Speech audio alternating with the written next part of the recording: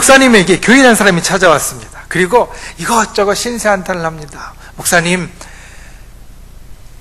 제가 요즘 직장에서도 잘 안 되고요, 문제가 많고요, 집에서도 힘들고요, 만나는 사람마다 참 괴로워요. 도무지 이런 곳에서는 살고 싶지 않은데 목사님 혹시 이런 문제 별로 없는데 이런 문제 없는 곳에 있으면 좀 가르쳐 주세요. 그 말을 한참 듣고 있다가 목사님이 빙그레 웃으면서 대답을 합니다. 문제 없는 곳이 딱 한 곳 있기는 합니다. 그러자 이 성도님이 아이고 목사님 제발 그것 좀 가르쳐 주세요. 제가 이사 가서 거기 가서 살겠습니다. 그러자 목사님이 이렇게 이야기합니다. 제가 가르쳐 줄 테니 잘 들으세요. 자, 청주로 바꿔서 한번 이야기를 하겠습니다. 저 버스 정류장에 가면 행선지가 가덕이라고 써 있는 버스가 있습니다. 그 버스를 타고 종점까지 가십시오. 종점까지 가서 종점에서 내려서 산을 조금 올라가다 보면 한 동네가 나올 겁니다. 그 한적한 마을, 아무 문제도 없고요, 고통도 없고 참 편하게 살 수 있는 곳인데 그 마을 이름이 아마 공원묘지일 겁니다. 이렇게 이야기를 하더라라는 겁니다. 여러분, 우리가 이 세상을 살면서 인생에 어려움과 그리고 고통이 없는 그런 인생은 절대 있을 수가 없습니다. 인생을 바다로 비유를 하는데 바다에 나가는 뱃사람은요, 바다에 나아가서 풍랑이 없기를 전혀 기대하지 않습니다. 바다를 항해하면서 풍랑이 없기를 바라는 것은 어리석은 것입니다. 물 위에 때로는 잔잔한 파도가 있어서 그 위를 미끄러짐 같이 때로는 이 물이 조금 파도가 높기도 하고 바람이 세게 불기도 하는 것을 당연지사로 알고 마땅히 그런 것으로 알고 뱃사람들은 항해를 나간다라는 겁니다. 인생도 마찬가지입니다. 세상을 살다 보면 파도가 칠 때도 있고 풍랑을 만날 때도 있습니다. 인생의 경험이 많다고 해서 풍랑을 안 만나느냐? 아닙니다. 실력이 있다고 해서 풍랑을 안 만나느냐? 아닙니다. 또 지혜가 많다고 해서 이 풍랑이 비껴가느냐? 그게 아니라는 겁니다. 큰 배든 작은 배든 아니면 이쪽 바다로 가든 저쪽 바다로 가든 바다에 나가는 배는 풍랑이 있을 수도 있다라는 것을 생각하고 나아가는 것 같이 인생은 경험이 많든 적든 지혜가 있든 없든 실력이 있든 없든 풍랑이 있을 수밖에 없다라는 겁니다. 오늘 본문에 보면 이 풍랑, 진짜 풍랑이 일어났습니다. 오늘 이 풍랑을 우리가 읽은 요한복음 6장 말씀, 그리고 이와 똑같은 것을 마태복음 14장과 마가복음 6장이 우리들에게 이야기해 주는데요, 아주 큰 바람이 불어서 큰 파도가 일어났습니다. 그리고 제자들이 죽게 되었다라고 말할 정도로 아주 힘들고 어려운 상황이 그들에게 닥쳐왔다라는 겁니다. 여러분, 이 배는 결코 작은 배는 아닐 거라고 말합니다. 왜냐하면 제자들이 다 탔죠. 그리고 배를 이제 움직이는 뱃사람들, 선원들도 탔죠. 그러니 몇십 명은 탔을 건데 몇십 명이 타는 배면 우리가 이야기하는 나룻배 같은 작은 배는 결코 아니라는 겁니다. 더군다나 여기에는 뱃사람들도 있었고 또 여기에 일종의 승객으로 탔지만 이 바다와 배에 대해서 아주 잘 아는 사람들이 있었습니다. 우리가 알듯이 제자들 가운데 일부는 아주 능숙한 뱃사람이었습니다. 평생을 바다에서 배를 타고 고기를 잡은 선원들이었습니다. 이들에게 풍랑은 어떻게 보면 아까 이야기했던 것 같이 좀 당연한 일이고 그리고 충분히 이겨나갈 수 있다라고 생각할 수 있습니다. 그런데 그렇지 않았습니다. 이번 풍랑은 좀 달랐습니다. 이번 풍랑은 아주 컸습니다. 그래서 바다에서 잔뼈가 굵은 제자들까지도 이젠 죽게 되었다라고 말할 정도로 아주 곤란하고 어려운 상황이 그들 앞에 닥쳐왔다라는 겁니다. 오늘 우리가 읽은 요한복음 6장 말씀은 18절에 큰 바람이 불어 파도가 일어났더라라고 말하지만 마태복음과 마가복음을 보면 이 풍랑이 정말 컸다라는 것을 알 수 있습니다. 도저히 풍랑을 이길 수가 없었습니다. 인생을 살면서 도저히 이길 수 없는 풍랑 우리들에게 다가옵니다. 그런데 이 이길 수 없는 풍랑을 맞았던 제자들 보니까 19절 말씀에 이렇게 이야기합니다. 제자들이 노를 저어 12월이쯤 갔다. 중요한 겁니다. 풍랑이 도저히 이길 수 없을 만큼 컸는데, 풍랑이 도저히 넘어설 수 없을 만큼 아주 강력했는데 이들은 포기하지 않고 계속 노를 저었다라는 겁니다. 12월이를 갔습니다. 12월이 도대체 어느 정도일까 하고 다른 말로 된 성경들을 보니까, 영어로 된 성경은 3, 4마일이라고 되어 있는 거 보니까 한 5, 6km 정도 간 겁니다. 심리를 사실 넘겨간 겁니다.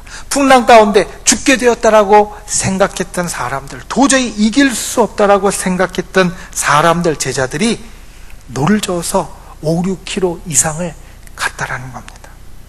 어려움이 있을 때 중요한 것은 포기하지 않는 것입니다. 어려움이 있을 때 중요한 것은 일어나는 것이고, 그리고 다시 움직이는 것입니다. 요즘은 그 숫자가 많이 줄어들었지만 길거리에 보면 키 큰 풍선 인형이 있습니다. 멀리서 보면 진짜 춤추는 것 같이 보입니다. 그런데 가까이 가서 보면 어떻습니까? 밑에 선풍기가 돌아가고 있고요.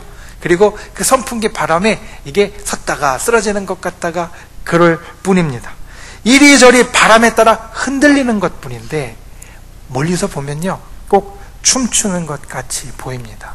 우리 인생도 그렇습니다. 우리 인생에 힘들고 어려운 일이 있으면 때로는 내가 아무리 해보려고 해도요, 그 속에서 허우적거리는 것 같습니다.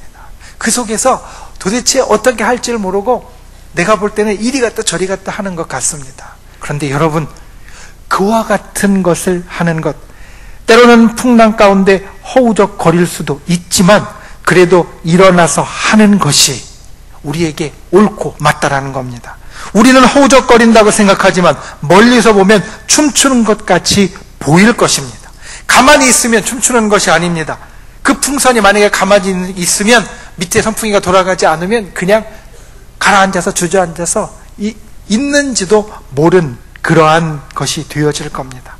움직이면 내가 볼 때는 허우적거리는 것 같아도 결국 멀리서 보면, 그리고 시간이 지나고 보면 그것이 춤추는 것이 될 수 있다라는 겁니다.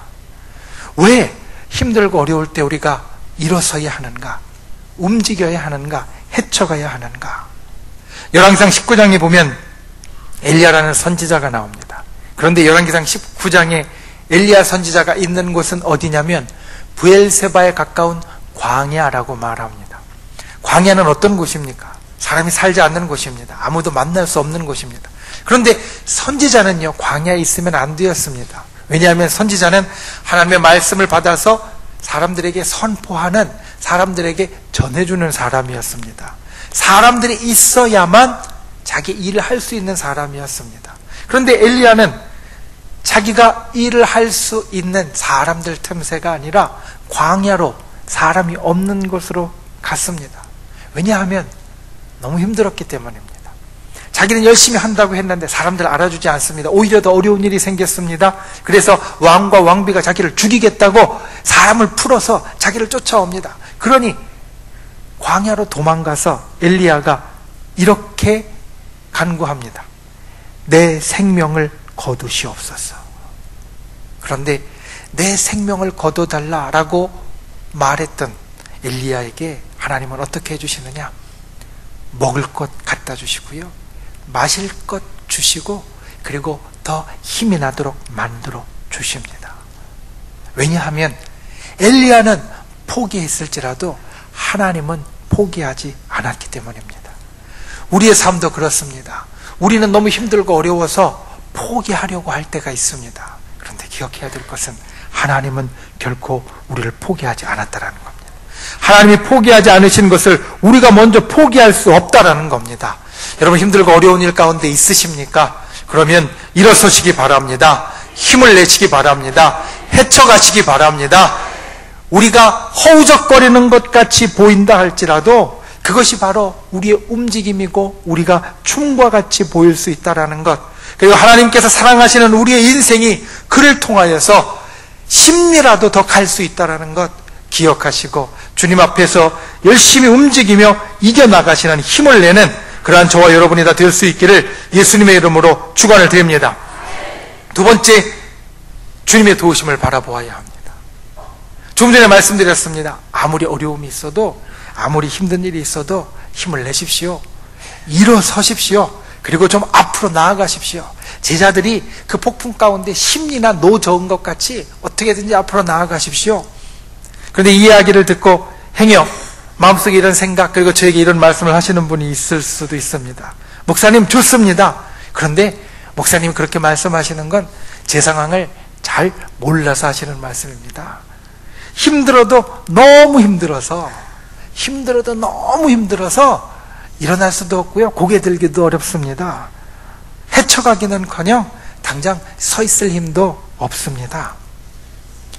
맞습니다. 때로는 우리가 헤쳐나가기에 정말로 힘에 부치고 도저히 될 수 없을 것 같은 일들이 우리에게 있습니다. 우리가 모든 일을 다 잘할 수는 없습니다. 그리고 모든 일들 가운데 다 별일 없는 것 같이 힘내서 걸어갈 수는 없습니다. 그런데 그때 기억해야 할 것, 그것이 무엇이냐면 주님이 거기 계신다라는 겁니다.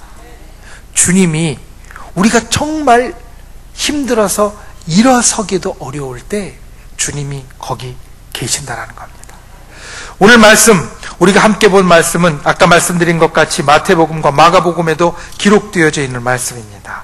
그리고 이 말씀은 이 세 개 복음서에 있는 것을 종합해 보면요, 제자들에게 아주 큰 충격이었던 것 같습니다. 왜냐하면 제자들 어떻습니까? 우리가 생각할 때 믿음이 좋은 사람들입니다. 예수님 옆에 한참 동안 같이 했던 사람들입니다. 허튼 소리 안 할 것 같은 사람들입니다. 그런데 이 제자들이 오늘 이 풍랑 가운데에서 예수님이 나타나셨는데, 이들이 정말 풍랑 가운데 어떻게 할 바를 몰라서, 이들이 풍랑 가운데 이제는 죽을 것 같다라고 생각하고 정말 괴로워할 때 예수님이 그들 가운데 나타나셨는데, 그들이 예수님을 보고 뭐라고 이야기를 했냐면 유령이다, 귀신이다, 이렇게 이야기를 했습니다. 마태복음에 보면 유령인 줄 알고 그들이 두려워했다. 오늘 요한복음에는 그냥 두려워했다라고 말합니다. 사실 풍랑 가운데 예수님이 다가오시면요, 두려워할 이유가 없습니다. 예수님의 능력을 익히 알고 있는 사람들입니다. 그러니 좋아해야 되는데, 오늘 말씀에 두려워하거늘 19절 말씀에 이렇게 이야기를 하는데, 그 이유는 마태복음에서 설명해주고 있는 것 같이 유령인 줄 알았기 때문입니다. 시간이 지나고 나서 제자들이 창피했을 겁니다. 유령이라니, 예수님 믿는 사람, 아니 예수님의 제자, 예수님 가장 가까이 있는 내가 유령이라고 생각했다니, 이것같이 창피한 일 사실 없었을 겁니다. 그런데 이 일을 그대로 말씀에 적었습니다. 이유는 이게 정말 그들에게는 큰 충격과 같은 일이었기 때문입니다. 두려워했다고, 예수님을 보고 두려워했다고 이들이 적었습니다. 그 이유는 정말로 그 일이 충격적인 일이었기 때문입니다. 우리는 흔히 정말로 어렵고 힘든 일이 생기면, 정말로 괴로운 일이 생기면 그 가운데에서 이제 모든 일이 다 끝난 것 같이 생각하기가 쉽습니다. 이제는 모든 것이 다 끝났고, 하나님도 나를 사랑하지 않고, 하나님도 더 이상 나를 도우시지 않고, 예수 믿는 사람이라도 아무 소용없어, 우리가 이렇게 생각하기 쉽습니다. 그런데 이 제자들이 정말로 충격같이 여길 정도로 우리가 기억해야 될 것은 주님이 찾아오신다라는 겁니다. 주님이 그 자리에 함께 계신다라는 겁니다. 우리가 정말로 힘들고 어려울 때, 정말로 그것이 극심하여서 다리로 서 있을 힘도 없을 만할 때 기억해야 될 것은 주님의 도우심이 있다라는 겁니다. 주님이 나타나자 어떻게 되었습니까? 풍랑이 잦아들었습니다. 어려움이 사라졌습니다.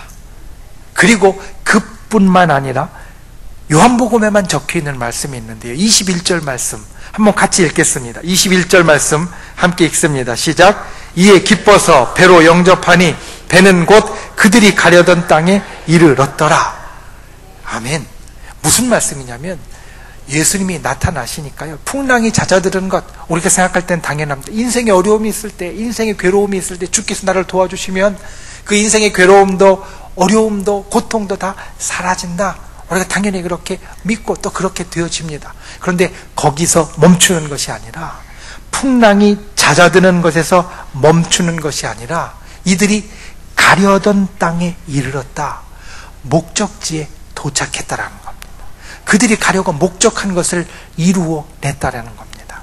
주님의 도우심을 바라야 할 이유가 바로 여기에 있습니다. 단순히 그냥 지금 어려움이 사라지고 어려움이 그냥 없어지는 것뿐만 아니라 우리가 목적한 것, 아니 사실은 하나님이 목적한 것이 그 가운데 이루어진다라는 것.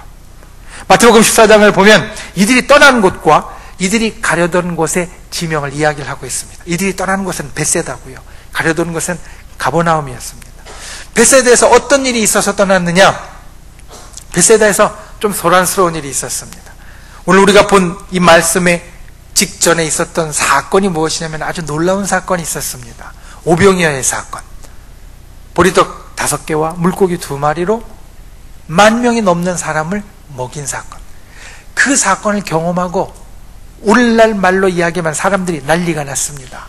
그 시절 배고픈 시절인데 저분이 우리의 배고픔을 해결해 줄 수 있는 분이다.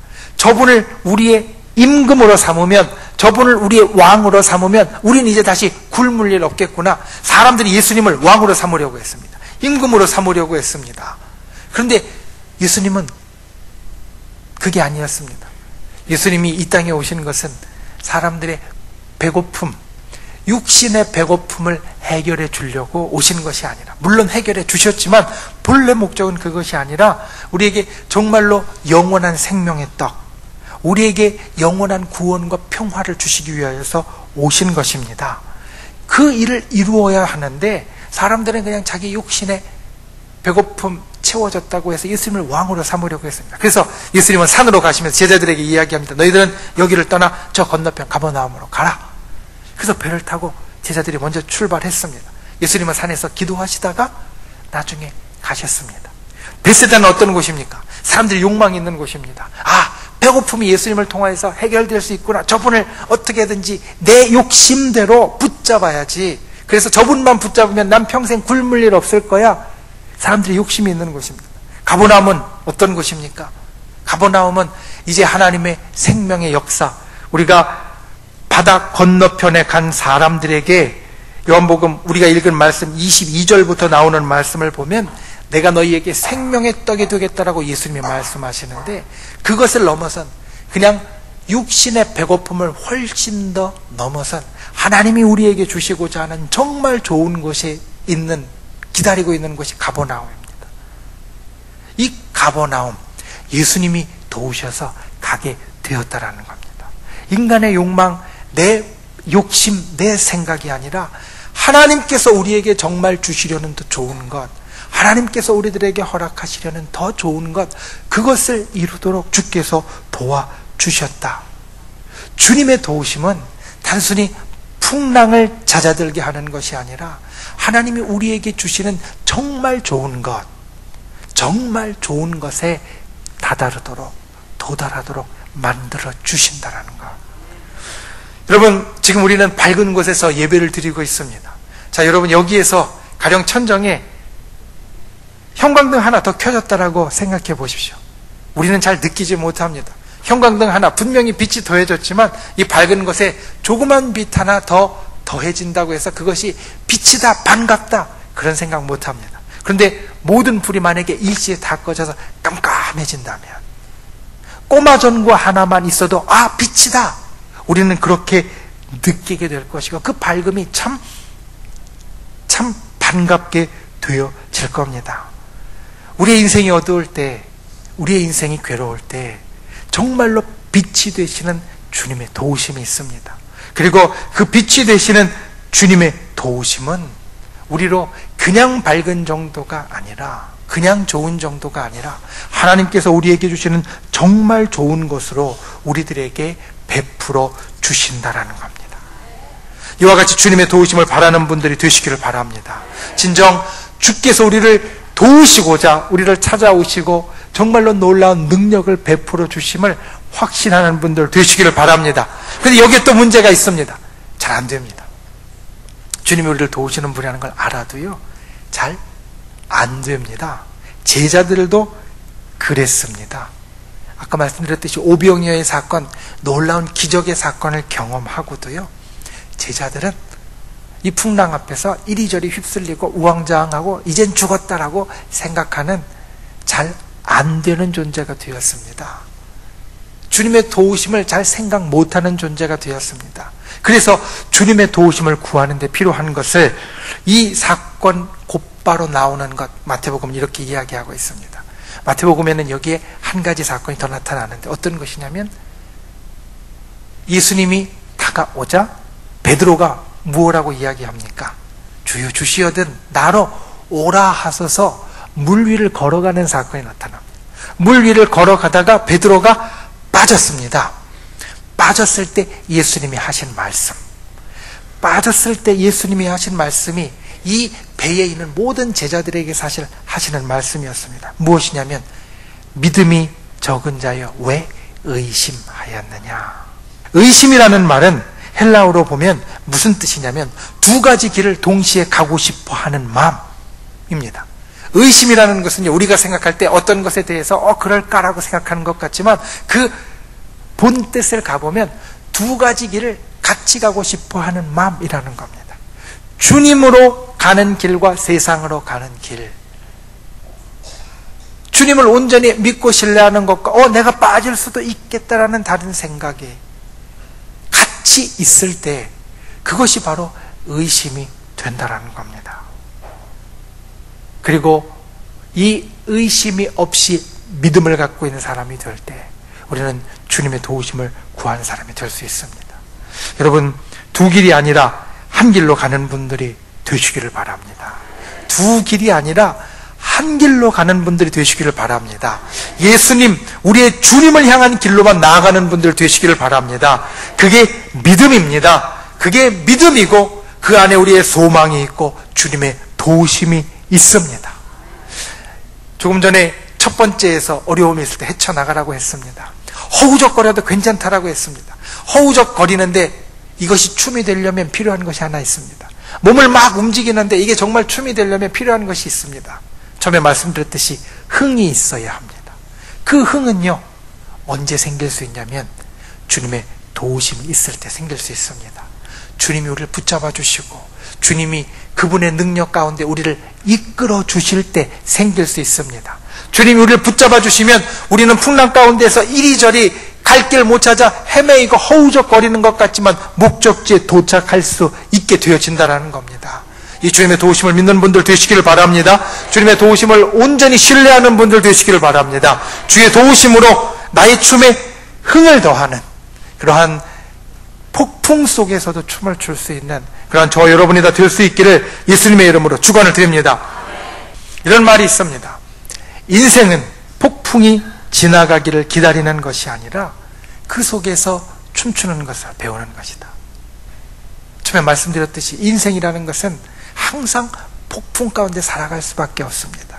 뱃사람이 바다에 나갈 때 폭풍이 있을 수도 있다라고 생각하고 나아가는 것 같이 우리가 인생을 살아갈 때 인생의 폭풍이 있을 수도 있고 있다라는 것을 우리는 당연히 알고 살 수밖에 없습니다. 그런데 문제는 그 폭풍이 우리에게 있을 때 우리가 해야 될 것은 폭풍이 지나가기를 기다리고 가만히 있는 것이 아니라 그 폭풍 속에서 춤추는 법, 폭풍 속에서 흥이 나게 움직이는 법을 배워야 한다라는 겁니다.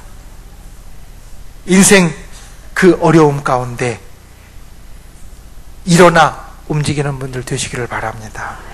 헤쳐가는 노력을 하시는 분들 되시기를 바랍니다. 그리고 주님의 도우심을 구하는 분들 되시기를 바랍니다. 믿음이 있는 사람은 주님께서 도우시고 주께서 도우시면 풍랑이 잠잠해질 뿐만 아니라 목적지에 도착할 수 있습니다. 주님의 도우심 기대하고 주님의 도우심 한결같이 소망하는, 의심이 아니라 믿음으로 주의 도우심을 바라는 그러한 저와 여러분이 되시기를 예수님의 이름으로 축원을 드립니다.